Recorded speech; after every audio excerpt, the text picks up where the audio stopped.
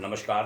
भाग्योदय विचार प्रवाह श्रृंखला के 253वें 253 रविवार में आपका स्वागत है। साप्ताहिक श्रृंखला इस वार्ता की। आज रविवार 30 मार्च 2025। मित्रों, एक घटना याद आ रही है, लगभग 25 वर्ष पुरानी है। पूज्यवर गुरुदेव आचार्य श्री राम शर्मा जी की स्थापना शांतिकुंज हरिद्वार 1971 की, और अभी 25 साल पहले की वो घटना। 25 से भी कुछ ज़्यादा समय ही हो गया होगा। एक सभा थी। उत्तर प्रदेश के विभिन्न जनपदों के न्यायाधीश आए थे। जुडिशियल मजिस्ट्रेट थे, म्युनिसिपल मजिस्ट्रेट थे, एडीजे स्तर के अधिकारी थे, कुछ जिला जज स्तर के भी अधिकारी संभवतः थे। आध्यात्मिक चर्चा हो रही थी, सत्र चल रहा था। एक न्यायाधीश ने सवाल कर दिया कि हम पर आरोप लगता है हम निर्णय देर से दे पाते हैं या निर्णय सही नहीं दे पाते, यह भी आरोप लगते हैं। आध्यात्मिक वक्ता थे पंडित वीरेश्वर उपाध्याय जी, युग मनीषी शांतिकुंज के, गुरुवर की प्रथम पंक्ति के उनके शिष्य। उन्होंने बहुत तेज आवाज में कहा था, जज साहब आपसे फैसला नहीं हो सकता। सभा में सन्नाटा हो गया था। उन्होंने उसे सरल किया और कहा कि आपके पास मुश्किल क्या है, आपके पास दिल से आप फैसला नहीं दे सकते, आपको तो दिमाग से देना है। आपको फैसला कानून की किताब से देना है, आपको फैसला कोई संविधान की व्यवस्था से देना है। फैसला कैसे दिए जाते हैं, एक घटना सुनाता हूं। महाराजा विक्रमादित्य, सम्राट विक्रमादित्य के जीवन की घटना। उस समय के प्रधान न्यायमूर्ति वह फेल हो गए एक फैसला देने में। राजा के पास लाया गया मामला। राजा के पास जब वो मामला आया तो वह 1.5 से 3 मिनट लगे और फैसला हो गया। केस क्या था? बच्चा 1, माताएं 2, दोनों के दावे ये बच्चा मेरा है। फैसला हो नहीं पा रहा था, मुख्य न्यायाधीश से भी नहीं हुआ। महाराज ने सेनापति से कहा, बच्चे को जमीन में लिटा दो। बच्चा जमीन में लिटा दिया गया। अगला आदेश हुआ, बच्चे के 2 टुकड़े कर दो। असली मां दौड़ करके आई, बच्चे के ऊपर लेट गई। महाराज, बच्चे को मत काटो, ये इसी को दे दो बच्चा। महाराज ने कहा, ये असली मां है। इसको दिया गया और उस मां को सजा दी गई। 1.5 से 3 मिनट में फैसला हो गया। श्री उपाध्याय जी ने न्यायाधीशों से पूछा था, यही मामला आपकी कोर्ट में आए तो आप कितने बरस लगाते? स्वयं न्यायाधीशों ने कहा 10, 15, 20 साल। शायद माताएं मर जाती और वो फैसला नहीं हो पाता, क्योंकि हम करते तो फिर ऊपर के न्यायालय में जाता, फिर और ऊपर जाता। ये घटना याद आई यूं कि महाराजा विक्रमादित्य के समय जो न्याय होता था, फटाफट न्याय, खटाखट न्याय, वह न्याय वर्तमान में उत्तर प्रदेश में योगी आदित्यनाथ के समय में होने लगा है।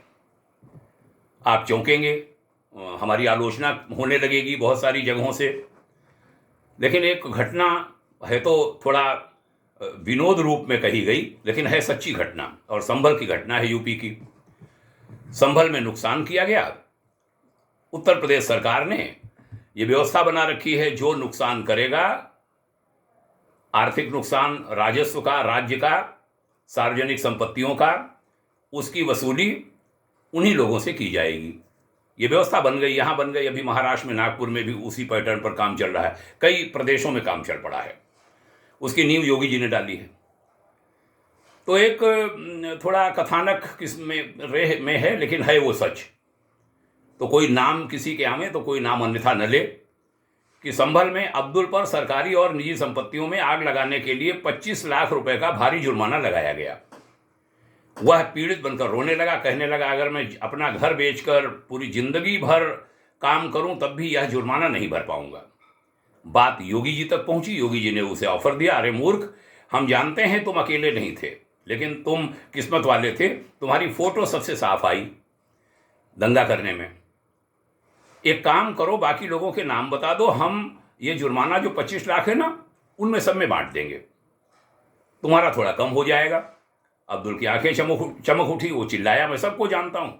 उसने एक एक करके नाम लेना शुरू किया। फिर से कहता हूँ, कोई नाम आए उसको अन्यथा न लें, ये एक कथानक किस्म का बनाया गया है। मौलाना सादिक, रिजवान, आफ्ताब, सुहेल, नसीम, करीम, फजलू, ये सब, और भी 500 लोग। योगी जी मुस्कराए, शाबाश, अब तुम्हारा जुर्माना 1395 रुपये रह गया है, अगर तुम्हें और नाम याद आ जाए तो ये भी कम हो जाएगा। योगी जी ने उसे एक और ऑफर दिया। योगी जी माने उनकी पुलिस ने, उनकी व्यवस्था ने। अब्दुल की आंखें फिर चमक उठी, चिल्लाया, मेरे साले, मेरे 10 और रिश्तेदार, उसने सब कुछ बता दिया। योगी जी ने मुस्कराते हुए कहा, अब तुम्हारा जुर्माना 500 रुपये रह गया है। कहाँ? 25 लाख से 500, 25 लाख बट गया बहुत सारे लोगों में, क्योंकि अब्दुल ने बहुत सारे फिर प्रमाण दिए कि हाँ हाँ ये लोग थे, और वो जुर्माना बट गया।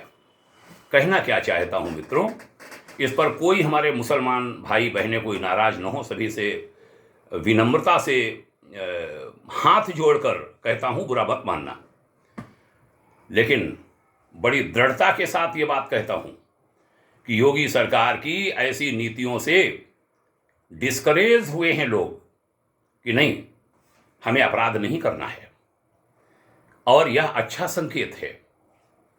जो माताएं, जो पिता, जो परेशान होते हैं, बच्चे घटनाएं करके आ जाते हैं, बच्चे डिस्करेज, हतोत्साहित हो रहे हैं कि नहीं ऐसा नहीं करेंगे, क्योंकि अब होली भी शांति से मन जाती है, ईद भी मन जाती, सब शांति से मन जाता है।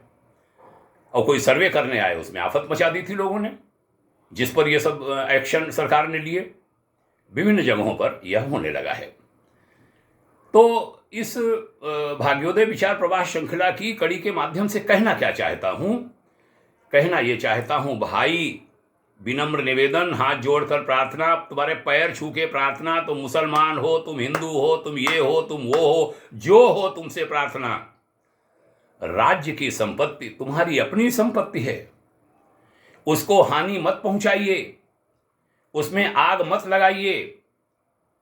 क्या अपने घर में आग लगाओगे? ना ना, क्यों नहीं? क्योंकि वह तुम्हारी प्रॉपर्टी है, और पड़ोस का घर या सरकारी कार्यालय किसी दूसरे का है, सरकारी बस किसी दूसरे की है। क्या कर्ज लेकर खरीदी गई अपनी बस में आप आग लगाएंगे? यदि लगाएंगे तो ठीक, तब तो ठीक, बढ़िया बात है। यदि नहीं, तो वह भी तुम्हारी अपनी प्रॉपर्टी है। यह समझ भारत के लोग कब विकसित करेंगे? और नहीं विकसित करोगे, और कोई राज्य की सरकार या केंद्र की सरकार ऐसे अगर कड़े नियम लागू करती है कि उसको आपको ही पालन करना है, आपको ही भुगतना है, तो बुरा क्या है भाई? होना ही चाहिए। और ये कोई मुसलमान या अब्दुल या किसी पर नहीं, सारे किसी रमेश, सुरेश, महेश पर, सब पर यह लागू हो। जहां आपने हानि की, नुकसान आप भरेंगे। केंद्र सरकार विधिवत व्यवस्था बना दे, कानून बना दे। बड़े सारे कानून बनते बिगड़ते रहते हैं, ऐसे कानून बने, सख्ती से व्यवस्था हो।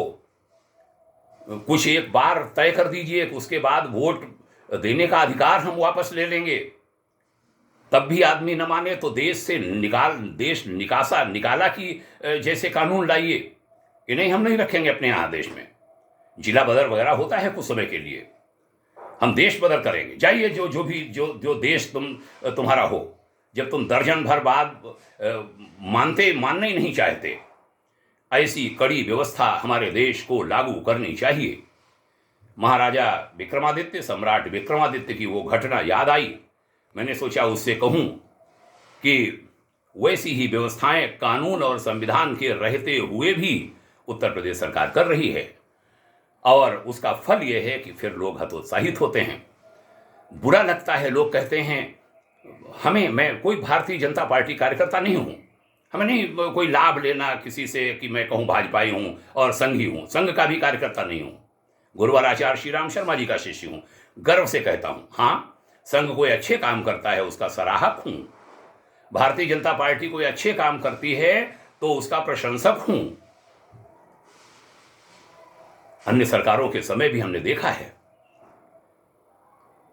बड़े बड़े अधिकारी, मैं सरकार में रहा हूं, बड़े बड़े अधिकारी अपराधियों के दरवाजे पर हाजिरी लगाने जाते थे। ये इतिहास में दर्ज है बाकायदा, जो इधर नेस्त नाबूद हो गए कुछ वर्ष में। थानों पर हमले होते थे, थानों के लोगों को अरेस्ट कर लिया जाता था अपराधियों द्वारा। देश के बड़े बड़े नेता, मुख्यमंत्री कहते थे प्लीज छोड़ दो, ये होता था। न्यायाधीश उनके केसों को नहीं लेते थे। 10-10 न्यायाधीशों ने एक अपराधी के केस को मना किया है। इसी प्रदेश में, यहीं इसी जीवन में अभी कुछ साल पहले तक हम लोगों ने देखा है। और चीजें, बिजली नहीं आती थी, सड़कें खराब थी, छोड़ दीजिए सारे विकास, ये होता था। आज नहीं होता, आज सारी व्यवस्था ठीक है। वे सारे के सारे लोग जिनके यहाँ बड़े बड़े IAS IPS हाजिरी लगाते थे, वो न जाने कहाँ चले गए। इसके लिए योगी सरकार की सराहना होनी चाहिए। उसके लिए कोई कहे हमें भाजपाई या संघी, या कोई भाजपाई संघी होना कोई गाली नहीं है, ये तो गर्व का विषय है अगर कोई ऐसे अच्छे काम करता है। लेकिन कहना चाहूँगा कि भारतीय जनता पार्टी हो, या मैं, मेरी राजनीतिक न पृष्ठभूमि है, न कोई राजनीतिक बात कहता हूँ, लेकिन यहाँ पर प्रदेश के हित की बात कहता हूँ कि जो भी अन्य राजनीतिक दल हैं वे इस मर्म को समझें। गलतियां हो रही हैं, आपसे बहुत सारी गलतियां हो रही हैं। सनातन के खिलाफ जा रहे हैं, अपने देश के खिलाफ जा रहे हैं, व्यक्ति विरोध में अपने देश और अपनी संस्कृति, अपने पूर्वजों के खिलाफ आप जा रहे हैं। रोकिए इसे, रोकिए इसे, रोकिए इसे, और जनता के बनिए। सरकार ये होगी, कल कोई दूसरी होगी, परसों कोई तीसरी होगी, अदलेगी बदलेगी, नई नई पार्टियां भी जन्म ले रही हैं, वो भी जन्म लेंगी। कोई न कोई तो लोकतंत्र है, चलाने के लिए राजनीतिक दल होंगे ही। लेकिन सब सावधानी बरतें, सब सावधानी बरतें, गलतियां न करें, गलतियां न करें, गलतियां न करें। जो गलतियां हुई हैं उनका परिमार्जन करें, परिमार्जन करें, सुधार करें। इसी निवेदन के साथ पुनः आप सभी को धन्यवाद देता हूं ये चर्चा सुनने के लिए। इस चर्चा के कोई अन्यथा मायने न लें। यह करें कि हमारे देश का नुकसान हमारा अपना नुकसान है, और उसकी भरपाई किसी भी वर्ग से, किसी व्यक्ति से, किसी संस्था से यदि होती है तो उसका हम सब समर्थन करेंगे। यदि आपने किया है और किया है, उसके प्रमाण होते हैं, ऐसे कोई नहीं मांगने लगता है। बहुत धन्यवाद। हमारे माननीय न्यायालय भी उसमें सहयोग दें। न्यायालयों पर भी बहुत उंगलियां उठती हैं, वह अपराधियों के पक्ष में खड़े हो जाते हैं। ये बात बहुत दमदारी के साथ आज समाज कहने लगा है, इसको रोकिए। माननीय न्यायाधीश गण भी कृपया रोकें।